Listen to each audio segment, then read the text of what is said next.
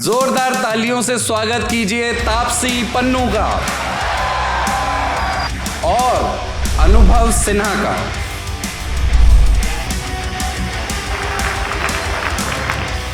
शाहरुख खान ने अपने जन्मदिन पे कहा कि रावण का सीक्वल आएगा अगर अनुभव चाहेंगे तो।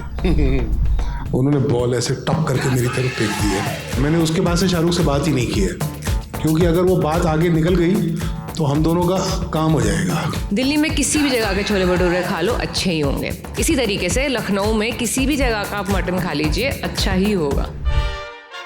सलमान के साथ सलमान जैसी फिल्म बनानी पड़ेगी। हाँ, मतलब दीवार तोड़ के एंट्री जारी रहेगी। हाँ, लव स्टोरी बनाऊंगा, शाहरुख के साथ बनाऊंगा, नहीं तो नहीं बनाऊंगा। मतलब प्यार करना जितना अच्छा उस आदमी को आता है उतना किसी को नहीं आता। फील किया आपने कि दूसरे तरह के रोल्स के ऑफर्स थोड़े कम आते हैं? मुझे ऐसा लगता है कि इंडस्ट्री में हम लोग बस वेट ही कर रहे होते हैं कि ये एक दो फिल्में करें और जल्दी से इसको इस बक्से में डाल देते हैं कि ये इस तरह की हीरोइन है। तो वो रिस्क से ही पूरा करियर बना लिया मैंने अपना। सिनेमा में क्या समझ बेहतर हुई है? सेक्सुअल, जिसको रेप सीन कहा जाता है, सेक्सुअल असॉल्ट के सीन किस तरह से शूट किए जाएं, किस तरह से लिखे जाएं? मैंने शूटिंग की है बिना लड़की के, तो वो एक्चुअली आपके इमेजिनेशन पे छोड़ दिया गया है कि आप कितना घिनौना इसको समझते हैं, उतना घिनौना आपको दिखाई देगा। अदरवाइज उस पूरे सीन में लड़की नहीं है। आप तैयार होकर आते हैं शूट पर, सेट पर, और आपसे कहा जाता है कि you are not good enough, जाइए और चेंज करके आइए। जनरली अगर लड़की को ग्लैमरस दिखाना हो तो वो एक मेल गेज से ग्लैमरस दिखाना होता है। उसको आप थोड़ा सा फ्लिप कर दीजिए तो वो सेम समस्या है मर्दों के साथ भी है। वो इसलिए भी होता है, अगर आप लॉजिकली सोचें तो, कि ज़्यादातर ये डिसीजन कि ये पिक्चर देखी जानी चाहिए कि नहीं देखी जानी चाहिए एक आदमी लेता है। शाहरुख का, सलमान का, किसी का, आप 6 पैक शूट कर रहे हो, वो शर्ट उतार के आया है और थोड़ा सा यहाँ पे लव हैंडल बचा हुआ है, तो आप जाते हैं और बोलते हैं कि शाहरुख इधर टर्न नहीं करना, तो वो दिखेगा। तो ये बातें मर्दों से भी होती हैं। अब मैं रैपिड फायर नहीं पूछूंगा आपसे। आपको इस देश में रहना है। Rajnigandha presents Lallan Top UP Adda, co-powered by Royal Stag Barrel Select Shots, Candid Dusting Powder, Saluja Gold and Government of Uttar Pradesh.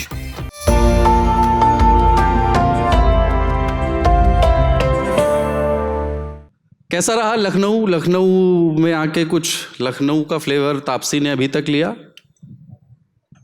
मैं लखनऊ में लगता है दिल्ली से ज़्यादा जा रही हूँ आजकल। जी, पिछले हफ्ते भी आप थी। जी बिल्कुल। और उस दिन मैंने ब्रेकफास्ट से लेके डिनर तक मतलब मेन्यू में जितने भी प्रकार के मटन के डिशेस थे सब खा लिए थे। तो अभी तो मैं यहाँ तो लिटरली ऐसा ही है, आज तो मैं एयरपोर्ट से बस कपड़े बदल के यहाँ पहुँच गई हूँ, तो अभी इतना समय ही नहीं मिल पाया। बट लखनऊ आना मेरा होता है, मैं और किसी भी जगह, क्योंकि मैं नॉन वेजिटेरियन हूँ, तो किसी भी जगह मैं मटन नहीं खाती हूँ और सिवाय लखनऊ के, ना दिल्ली में भी नहीं खाती हूँ। तो इसलिए यहाँ पे आने के बाद मेरा फिक्स टेक रहता ही है कि ये मील तो होगी। तो उसमें कहीं का मतलब कालिका का मटन या कहीं का? किसका? कालिका का बड़ा मशहूर है। नहीं, ज़रूरी नहीं है अच्छा। एक्चुअली। काफ़ी जगह हैं यहाँ पे, जैसे मेरा मानना है कि जैसे फॉर एग्जांपल, क्योंकि दिल्ली की हूँ तो वहाँ का एग्जांपल देती हूँ। कहते हैं छोले भटूरे भी अच्छे हैं। कहाँ के छोले भटूरे अच्छे हैं? दिल्ली में किसी भी जगह के छोले भटूरे खा लो अच्छे ही होंगे। इसी तरीके से लखनऊ में किसी भी जगह का आप मटन खा लीजिए अच्छा ही होगा।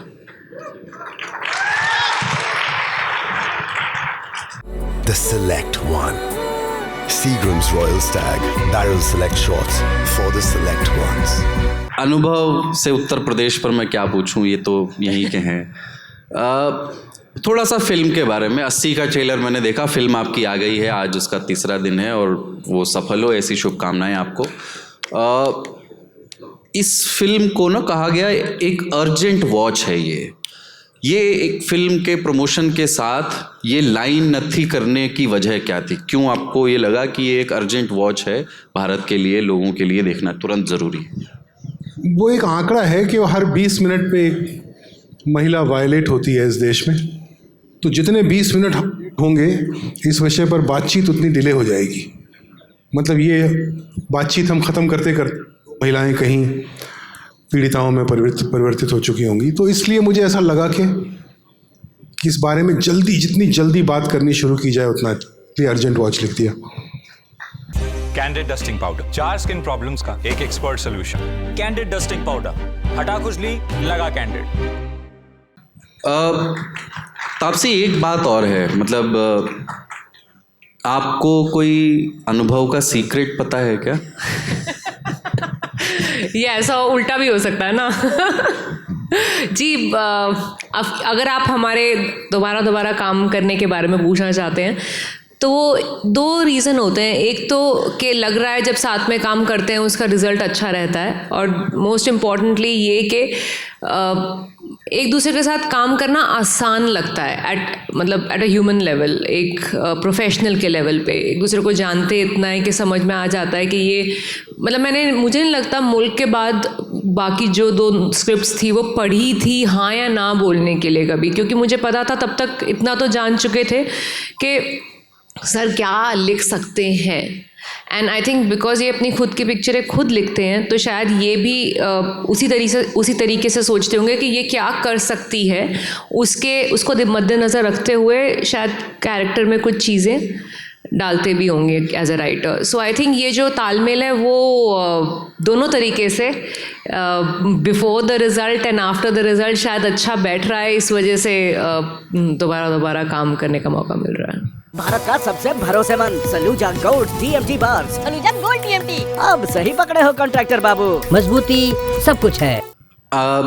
अनुभव, आपने और गौरव सोलंकी ने साथ मिलकर के फिल्म लिखी है। इसके पहले आर्टिकल 15 भी आप दोनों ने मिलकर के लिखी। इस फिल्म के रिलीज़ से पहले जो बात बड़ी सुर्खियों में रही, चर्चा में रही, और लिखने वाले लोगों ने उसमें बड़ा मान खोजा कि साहब बॉलीवुड के देखिए ये दिन आए हैं। बड़ी खुशी की बात है कि एक फिल्म के सेट पे जो हाईएस्ट पेड क्रू है वो उस फिल्म का राइटर है। गौरव ने सबसे ज़्यादा पैसे लिए इसके लिए। हाँ, माना नहीं वो। नहीं, वो एक्चुअली ऐसा नहीं था, इतना भी अच्छा समय नहीं आया है कि ये तय कर लिया जाए कि सबसे ज़्यादा पैसे राइटर को दिए जाएंगे। जब फिल्म बनानी शुरू की तो ऐसा लग रहा था कि इसका बजट इतना होगा, उस हिसाब से गौरव की फ़ीस तय हुई। फिर ऐसा लगा कि नहीं, इतने पैसे नहीं खर्च कर सकते, तो गौरव की फ़ीस बदली नहीं गई और बाकी लोगों की फ़ीस नए बजट के हिसाब से तय हुई। तो बहुत अंत में ये रियलाइज़ हुआ कि सबसे ज़्यादा पैसे तो गौरव को दिए गए। तो मैंने कहा इसको सेलिब्रेट करना चाहिए, या तो उससे पैसे वापस ले लें थोड़े से, या इसको सेलिब्रेट करें। तो हमने दूसरा रास्ता चुना। ये फिल्म बहुत एक सेंसिटिव मुद्दे पर है।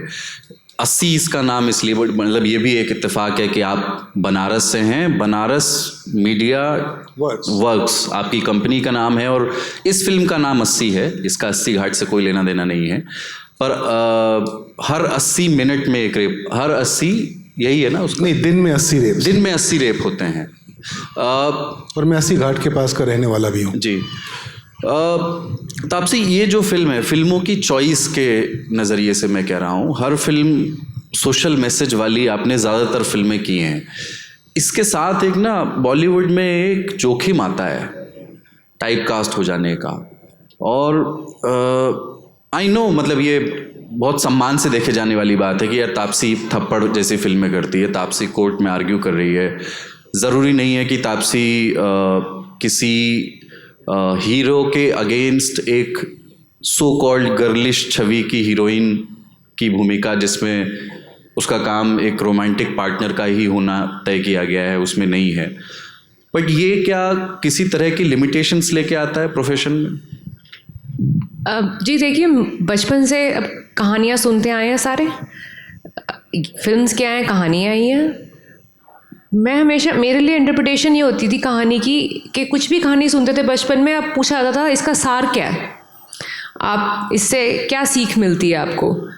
तो सारे टाइम वाइल ग्रोइंग अप आप कह सकते हैं हम सब ने अपने अपने स्कूलों में कहानियाँ सुनी है और उसका सार समझा है।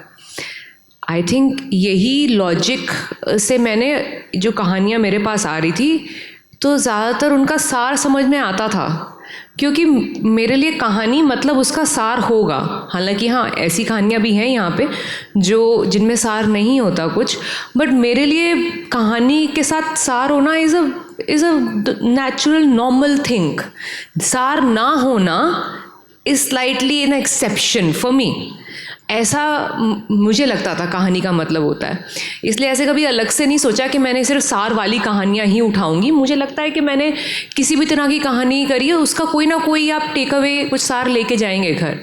और ये ऐसा करने का जी टाइप कास्ट तो भाई मुझे ऐसा लगता है कि इंडस्ट्री में हम लोग बस वेट ही कर रहे होते हैं कि ये 1-2 फिल्में करें और जल्दी से इसको इस बक्से में डाल देते हैं कि ये इस तरह की हीरोइन है, ये जल्दी से 1-2 पिक्चरें करके ये यही काम करेगी।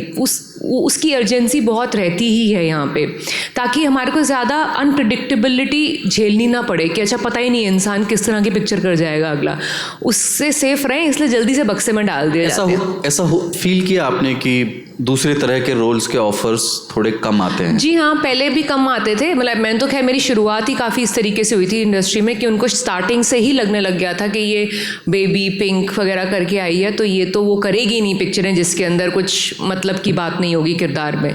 तो वो ठीक है, ये वाली टाइप कास्ट तो मतलब मैं खुश हूँ एक्चुअली। मैं तो हमेशा कहती हूँ कि कितनी एक्ट्रेसेस आती हैं चली जाती हैं जिनकी कोई इमेज, कोई रिकॉल वैल्यू जिसको कहते हैं ना, होती ही नहीं है। मैं खुश हूँ कि मेरी कुछ तो है, मुझे कोई इससे आपत्ति नहीं है। और हाँ, वो होता है कि इन द बार्गेन आपके पास वो पिक्चरें नहीं आती जो आपको एक कहते हैं ना बड़ी हीरोइन का टैग जिससे आसानी से मिल जाता है कि आप बड़ी फिल्म की, बड़ी बजट फिल्म की, एक बड़े हीरो के साथ एक फिल्म कर रही हैं जिसके अंदर चाहे आप जो भी कर रही हो आप उस फिल्म का हिस्सा हैं, वही बहुत बड़ी बात है। और आपकी पदवी जो है वो ऊपर ऊंची हो जाती है वो फिल्म करने से। वो वाली पिक्चरें नहीं आती मेरे पास ज़्यादा और मुझे सोचा भी नहीं जाता उनके लिए, यही सोच के कि ये वाली फिल्में तो ये करेगी नहीं।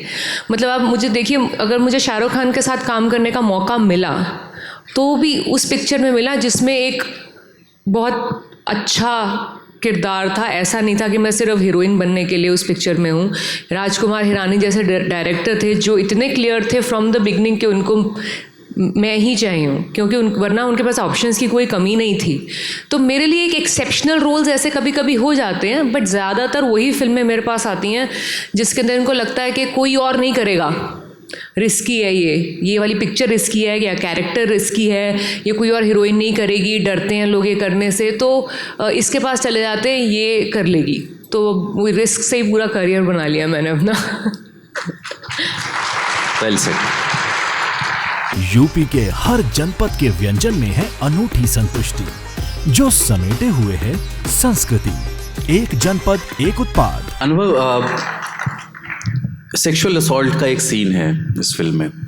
मैंने फिल्म नहीं देखी, पर हमारे साथी ललन टॉप के श्वेतांक वो फिल्म देख के आए और मुझसे उन्होंने उस सीन के बारे में ख़ास तौर से बात की कि बहुत देखना मुश्किल है, आप लगातार स्क्रीन की ओर देखेंगे नहीं, आप अपनी आंखें हटाने की कोशिश करेंगे। हमारी इंडस्ट्री वहाँ से चली थी जहाँ रेप सीन एक शब्द होता था जिसको नॉर्मलाइज किया गया था कि फिल्म में जैसे एक गाना होना चाहिए, 4 गाने होने चाहिए, एक विलेन होना चाहिए, एक कॉमेडी करने वाला व्यक्ति होना चाहिए, ऐसे ही एक रेप सीन होना चाहिए। वहाँ से आकर के अब हम रेप सीन को एक उसके लगभग जितना घिनौनापन उसमें शामिल रहा होगा उसी घिनौनेपन के साथ दर्शाने तक आए हैं। पर इरिवर्सिबल एक फिल्म है ना, उसमें भी एक सिमिलर दृश्य है जो देखा नहीं जाता। पर रेप सीन को लेकर के सिनेमा में समझ, मतलब आप इस तरह की फिल्में बनाते हैं तो आप कर ले गए, बट एक ओवरऑल सिनेमा में क्या समझ बेहतर हुई है? सेक्सुअल, जिसको रेप सीन कहा जाता है, सेक्सुअल असॉल्ट के सीन किस तरह से शूट किए जाएं, किस तरह से परसीव, किस तरह से लिखे जाएं, इसको लेकर के डू यू बिलीव कि हम बेहतर की ओर बढ़ रहे हैं उसमें?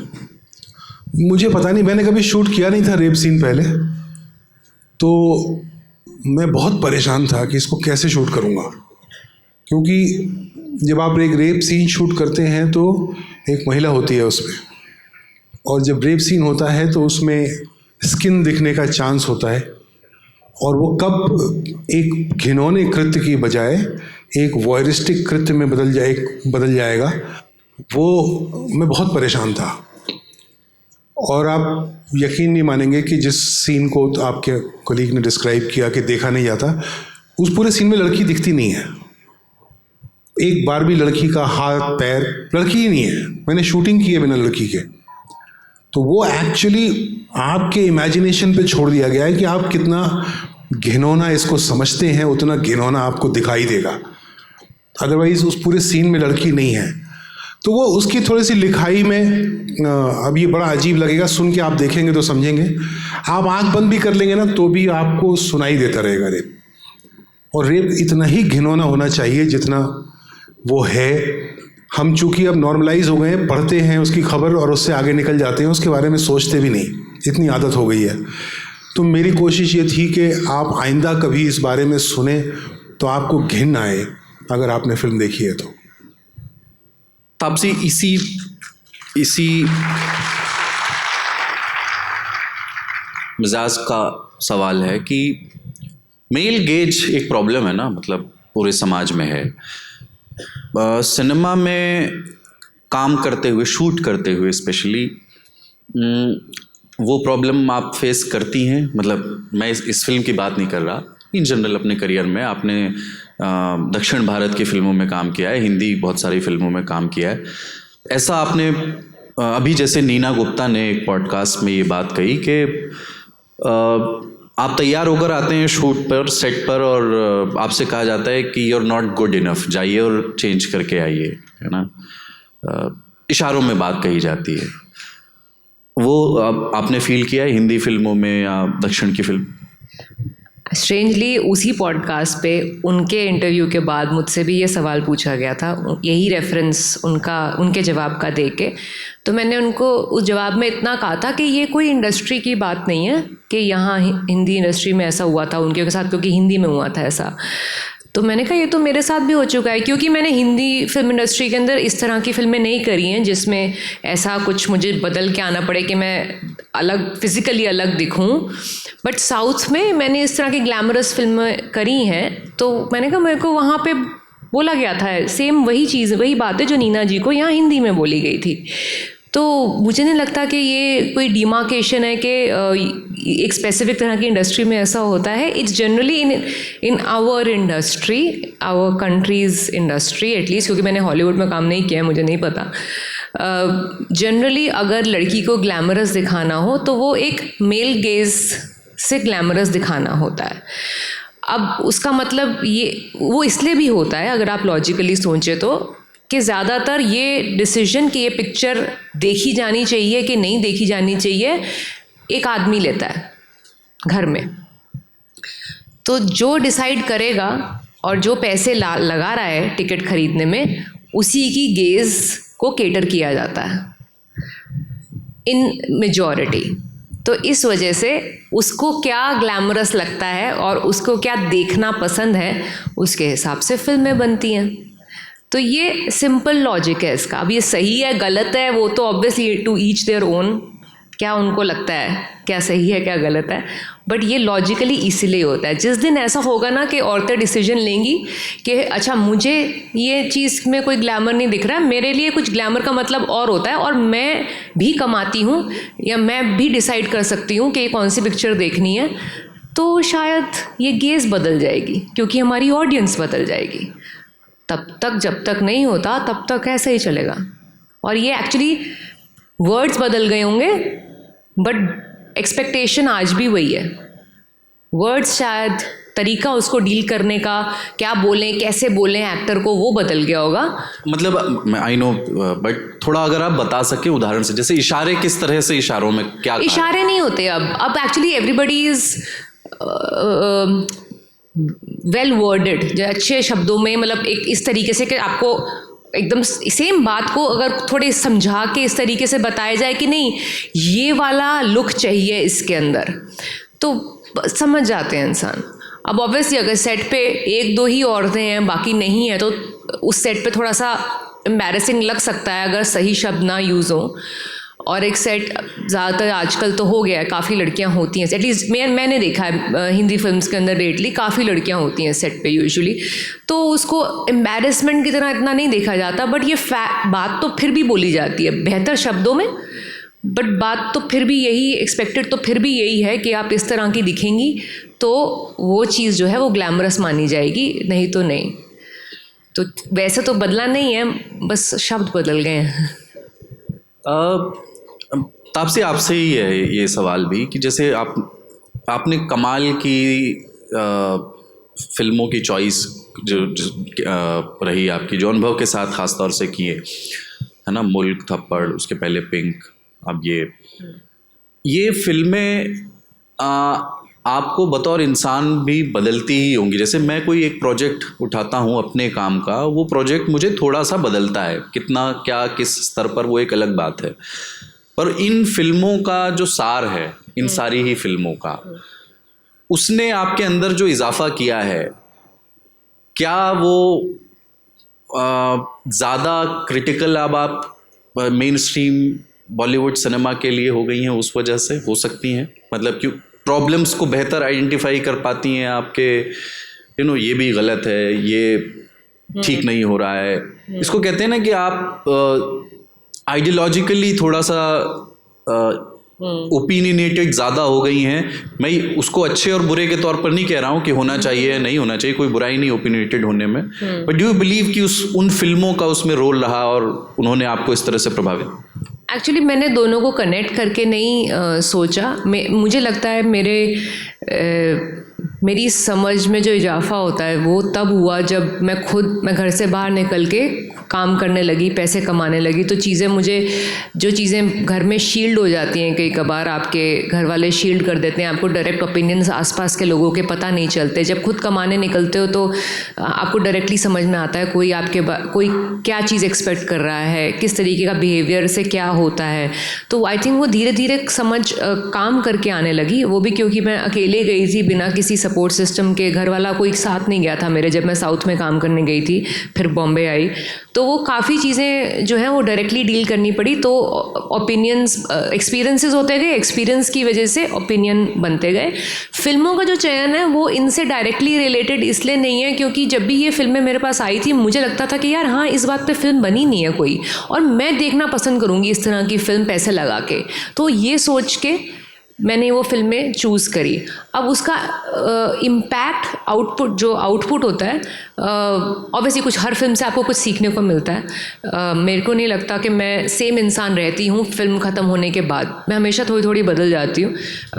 मे बी इसलिए क्योंकि आपने 30-40 दिन 45 दिन वो किरदार जिया है, 12-12 घंटे रोज़, तो आप थोड़ा बहुत आपके अंदर कुछ बदल जाता है, कभी अच्छे के लिए, कभी बुरे के लिए।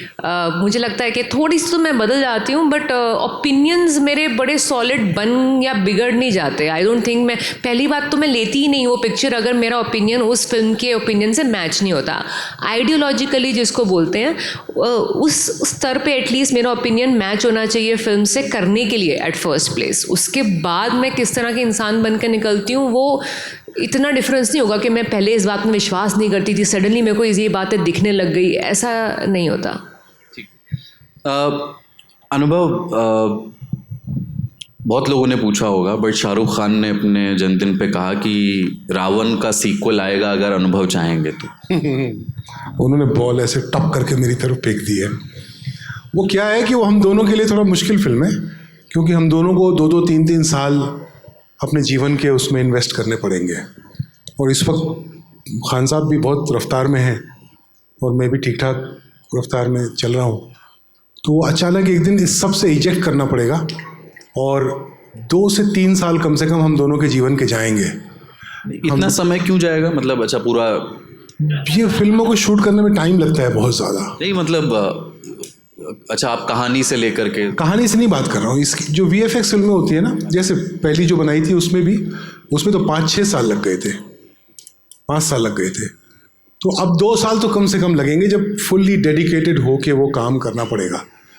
तो कहानियाँ तो बहुत हैं। मैं सोच रहा हूँ कि अभी ये शूट रिलीज़ का काम ख़त्म हो गया है, मैंने सोचा एक लिख डालता हूँ। मेरे दिमाग में बहुत सारी हैं, खुद ही सोचता हूँ कि अच्छी बनी क्या, फिर तय करेंगे कि बना दी जाए या नहीं बना दी जाए। मैंने उसके बाद से शाहरुख से बात ही नहीं की है, क्योंकि अगर वो बात आगे निकल गई तो हम दोनों का काम हो जाएगा।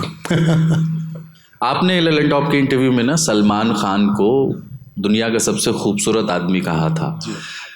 तो उनके साथ अगर आप कोई फिल्म प्लान करें तो उसका वो किस जॉनर की होगी? मतलब सलमान को आप अगर अपनी फिल्म में लेंगे तो उसका जॉनर क्या होगा, किस तरह की फिल्म होगी लगभग, आप कुछ इमेजिन करते हैं?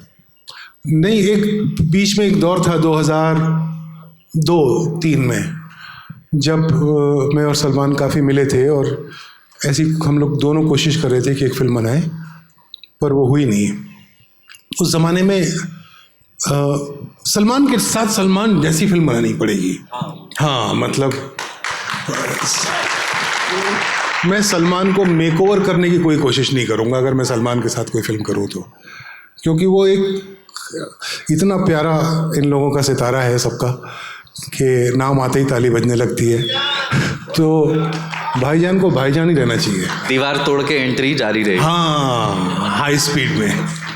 वो जो आप लोगों ने एक बात की थी उसमें मेरा थोड़ा सा हस्तक्षेप है, अगर आप इजाज़त दें तो मैं करूं। जो आपने मेल गेज की बात करी, वो एक कुछ फिल्में होती है, हम लोग अक्सर फिल्म इंडस्ट्री को ऐसे बात करते हैं, हम ही पसंद करते हैं उन चीज़ों को जब हीरोइन खूबसूरत लग रही होती है, और हम ही उसको मेल गेज और उस तरह की बातें करते हैं। कुछ फिल्में ऐसी होती हैं जिसमें हीरो या हीरोइन या दोनों ऑब्जेक्टिफाई होते हैं।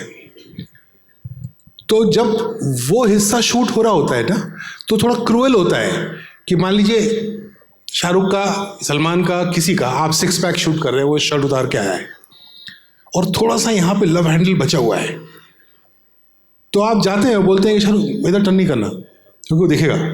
तो ये बातें मर्दों से भी होती हैं। डिपेंड करता है कि आप क्या कर रहे हैं। जब हम 80 शूट करते हैं तो तापसी ने क्या पहना है, उसका शरीर कैसा दिख रहा है, उस पर कोई बातचीत कभी होगी नहीं। उस प्रकार की फिल्मों में मर्दों से भी बातचीत इस प्रकार की होती है। अब अगर आप उसी बातचीत को मर्द से भी अच्छे तरीके से ना करें तो गंदा लग सकता है कि पेट दिख रहा है, तेरा पेट दिख रहा है। ऐसे नहीं बोलते अपन बोलते हैं कि हाँ थोड़ा संभालना ही है।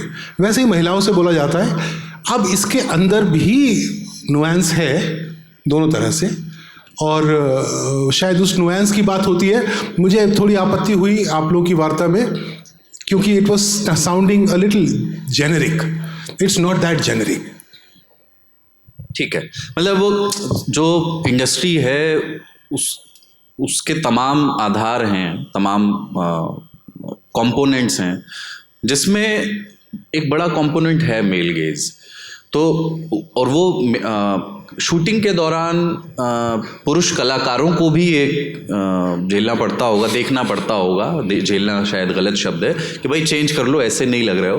पर कोई गाना या आइटम नंबर जो आता है वो बनाया, डिज़ाइन, उसकी जो टारगेट ऑडियंस है वो पुरुष ही है। तो हम ओ जाने जाना, ढूंढे तुझे दीवाना, नहीं एक्सेप्शन हमेशा है। नहीं। और जहां तक आप बात कर रहे हैं मेल गेज, बॉलीवुड में पत्रकारिता में पहली महिला एडिटर कब हुई है जरा ढूंढ लीजिएगा। नहीं हाँ, ये बात सही है कि पूरा समाज मेल गेज का शिकार है। वही 5000 सालों से। तो वो यहाँ क्या हो गया है, बॉलीवुड के बारे में कुछ पॉपुलर क्रिटिसिज्म है और उसका कोई बेसिस नहीं है, उसकी कोई बहुत सधी हुई स्पाइन नहीं है। उसको आप थोड़ा सा फ्लिप कर दीजिए तो वो सेम समस्याएं मर्दों के साथ भी है। लेकिन it has become very popular to say कि, जैसे इससे अलग हट के बात करता हूँ कि आजकल लोग थिएटर पे नहीं जा रहे हैं, तो 1000 करोड़ का बिजनेस कैसे हो गया? खूब जा रहे हैं थिएटर में। पर आप अक्सर आप लोगों को ये बात करते हुए पाएंगे कि लोग थिएटर नहीं जा रहे। वैसे ही ये बातें बॉलीवुड के बारे में बहुत ज़्यादा होती हैं। पहले समाज में महिलाओं की स्थिति क्या थी और आज क्या है, उस पर भी फर्क है। सिमिलरली बॉलीवुड भी समाज का हिस्सा ही है ना, उससे अलग थोड़ी है। इस बातचीत का आखिरी हिस्सा जिसको हम कहते हैं नहीं अब मैं रैपिड फायर नहीं पूछूंगा आपसे आपको इस देश में रहना है।